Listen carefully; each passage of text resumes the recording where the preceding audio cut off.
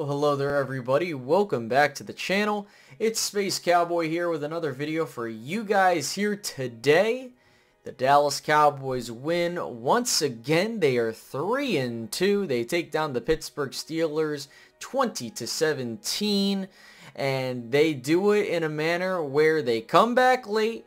It was a late Sunday night football game because of inclement weather, which pushed the game back an hour and some change, and of course I'm reacting to it a bit late because my weekend was pretty busy, and then I hit my head, and so I had to be out of commission for a little bit before I recovered. I'm a-okay, no worries, but let's go ahead and let's talk about this game. So the Cowboys win 20-17, and they do it in a manner where literally they have all of their major players in the infirmary, right? Like, you don't have Micah Parsons, you don't have DeMarcus Lawrence, you don't have Deron Bland, you are missing some guys on offense, but you get the job done. In fact, you even lost guys in the middle of the game. You lose Tyler Guyton, you have to move Tyler Smith out to left tackle, and you put TJ Bass at left guard, which honestly, it looked pretty good, all things considered. It looked better than what we're seeing, but of course, Tyler Guyton was a work in progress, so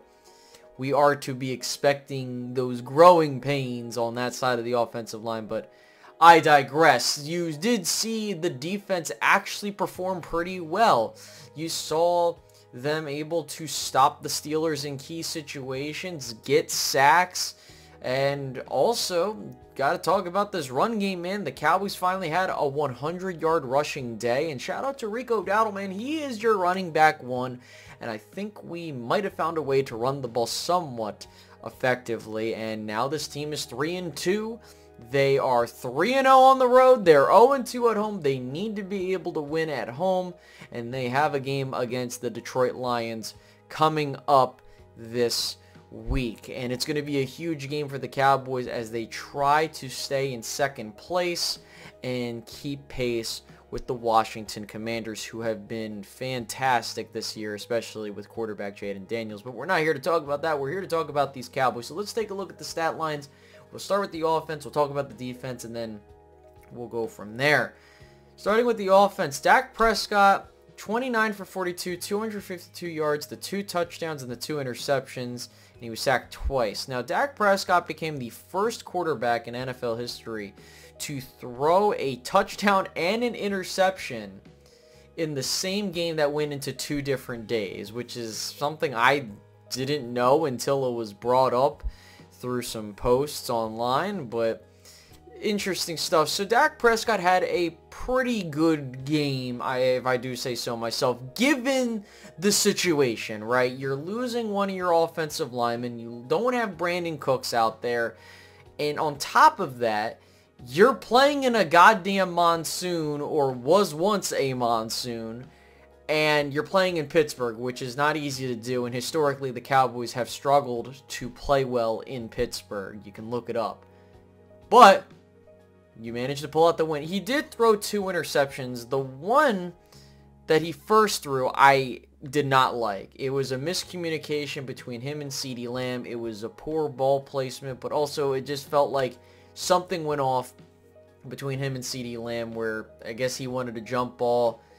Dak had other plans, but either way, like, you got to be more mindful of that. And then the second interception, just him taking a deep shot. Like, I don't have a problem with you taking chances, but when it's late in the game, your team's leading, and then that ultimately leads to a score where the Steelers basically had themselves in front with around 2 minutes to go. Like, you can't do that at all.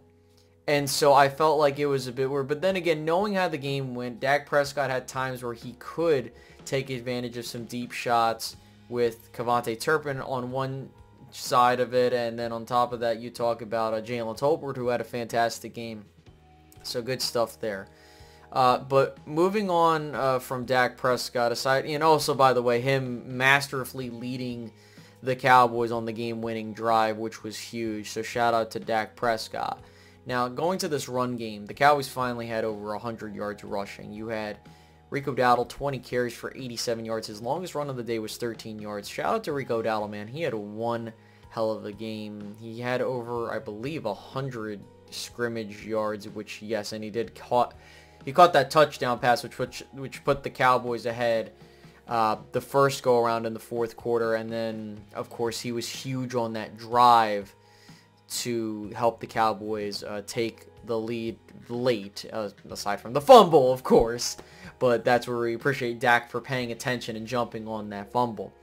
Zeke had a couple carries here and there, but it is what it is. And then shout out to Hunter Lipke with the huge catch on the final drive to set the Cowboys up with a 1st and goal. And honestly, looking also at these receiving numbers, I mean, Jalen Tolbert, what a huge game for him, especially when he got hurt. He had to go back in. He caught the game-winning touchdown. And he did have that 48-yard catch. And then also shout out to Turpin, who had a bunch of key catches in this game. And, I mean, what I thought was interesting just looking at the numbers and watching the game was that Jalen Tolbert was targeted a lot this game. And I think that he is your number 2 wide receiver. And then when Brandon Cooks does come back, you relegate him to wide receiver 3 duties, and you just call it a game from there. Then looking at the rest of the stats here, going to the defense, you look at what this team was able to do. I mean, you have 4 tackles for loss, 3 sacks, and most of them were half sacks, minus Linval Joseph, of course. But, I mean, shout out to that defense, given the fact that they were that strained already with the personnel, and for Mike Zimmer to just go out there and basically coach his ass off with what he had to work with, and just seeing that internal pressure and being able to stop the Steelers from really getting anything going. I mean, looking from the Steelers' perspective of things, they were only able to really get 134 passing yards, and you pretty much limited Justin Fields to staying pretty tame, you know, considering he is a mobile quarterback, and the Cowboys have historically struggled with mobile quarterbacks. The fact that they were able to limit Justin Fields in that capacity is great. And then, you know, limiting their weapons, particularly a guy like George Pickens, for example. You know, when I looked at how that game went, you know, I was worried that the Cowboys were going to give up those chunk plays, and they really didn't. I mean, the longest reception was George Pickens' a 21-yard scamper, but, like, you know, the Cowboys had those chunk plays to help them score, and the Steelers didn't. That's impressive. And then the other thing I wanted to talk about was a crucial team stat that I wanted to go over as I pull it up here on ESPN. One of the things that really caught me by surprise was the efficiency on 3rd down by the Dallas Cowboys. They were 9 of 15. And on the other side of it, they limited the Steelers to 3 of 12. And I think at one point, like, the Steelers didn't convert a 3rd down, or they only converted the 1, and then they didn't until, like, the final drive. And you look at the total yardage, Cowboys had a lot, 445, given, again, the circumstances compared to the Steelers' 226. But I will say that, you know, the penalties, the turnovers, etc., like, that's something that I wasn't a fan of. But, you know, it is what it is. I wasn't really taking the game super seriously in the sense of, like, look, if you can just get a win, that's it. You know, like, I was worried that they were going to have problems running the football, defensively, having issues stopping the run, and they did a great job. And so I hope that whatever they use now, when you have Tank come back, when you have Parsons come back, and everybody else, because we're supposed to get DaRon Bland back either this week or next week. But if you're able to get that defense going and you know what you got to do, I think we'll be okay. And that's really what I need to see this team do. Like, it's not about how you start. It's about how you finish. And I'm not pleased at the fact that the Cowboys have lost 2 games at home the way that they did. But the one thing I will give the Cowboys credit for is that if they can find a way to run the ball and make it so that they're not having to convert 3rd and longs, and they're able to get key stops on the defensive side of the ball, that's fine. And the fact that with this game, you struggled offensively early, But then you started getting going, right? You were able to get those touchdowns. You were able to move the chains and things of that accord. That was huge. And so there was that. And then I believe there was one other thing I had in my notes. I'm just trying to make sure I didn't miss anything because there was something in the box score. There was, oh yeah, Brandon Aubrey missing the, it was blocked, but he was going to miss the field goal. And again, like, when we talk about these very bad weather games or in situations where there was bad weather, you have to take them with grains of salt. That doesn't mean, like, if there was a terrible performance, you, like, are cool with it, but I just got to judge it on that. Now, finally, the one thing I wanted to talk about as I get that all taken care of was where the Cowboys are at and who they got coming up next. So, as we know, they have the Detroit Lions on the America's Game of the Week slot, which is the 4:25 Eastern for Fox. That's a huge game for the Cowboys, as the Lions, I was kind of looking at how they were doing, and they're currently 3-1. They were on a bye week, and they're a team that's very well coached. Obviously, they're coming in, they're pissed off about what happened last year in Dallas, so there's that. And I have talked about how the Cowboys have had the Lions number for some time now. And right now, given the fact of, if you go back and watch my prediction video, I actually had the Cowboys at 3-2, starting off 1-2, and winning the last 2 games. And then they're supposed to win this upcoming game versus the Lions.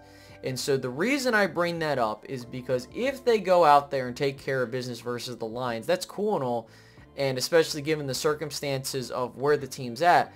But I have said this several times on the channel, and others that I know well have said it. It's not about what you do in this regular season. It's about what you do in the postseason, and it's about what you can do with here and now. And unfortunately, the Cowboys, if they start getting some momentum and they manage to put on some wins so that they can get into a position where they're in the playoff picture, that's huge. And the thing that we also have to factor in is that the Dallas Cowboys have lost so far one NFC game. Like, they lost to the Saints, and of course they lost to the Ravens at home. But I'm not shocked in that in the slightest. Like, I believe the Saints haven't won a game yet since they've beaten the Cowboys. They're on like a 3-game losing streak. So there's that. But all that out of the way, I do think that the Cowboys should be able to put up a decent fight. This is going to be a tough ask for the Cowboys to win this game against Detroit, because you don't really have much firepower defensively. I feel like with the Steelers, they're known to have not really the greatest of offensive performances, considering who they have. I believe it's Arthur Smith. Not really the greatest offensive coordinator out there, but you have to find a way to win. You have to keep pace. You're currently in second place in the NFC East, and you got that huge win in New York to get that division win, but you need to be able to just keep stacking wins and continue to see how the season goes. I don't know if the momentum Washington has can be sustained, but if the Cowboys are to be in a position where they can win the NFC East for back-to-back times, last time they did that was in the 90s, so, but I don't want to go on and on and on. All I can say is that for next week's game, if they win, it's not going to move the needle for me. There's a lot of people that want to act like that the Cowboys are back after beating a Steelers team that, to be honest with you, they started off 3-0, and they haven't really looked that impressive, to me at least. So it is what it is. And I apologize if you don't like the fact that I'm just being like that. I'm not trying to be a negative Nancy. I'm just trying to look at it from a lens that's realistic. And unfortunately, there are people that want to say that this team is in a position where it's better than it isn't and all that other stuff. But again, we don't really know what this team is yet. And I think we're going to find out really soon. So with that, guys, we'll keep an eye out on that. I will see you guys in the next one. Have a good one. Bye-bye.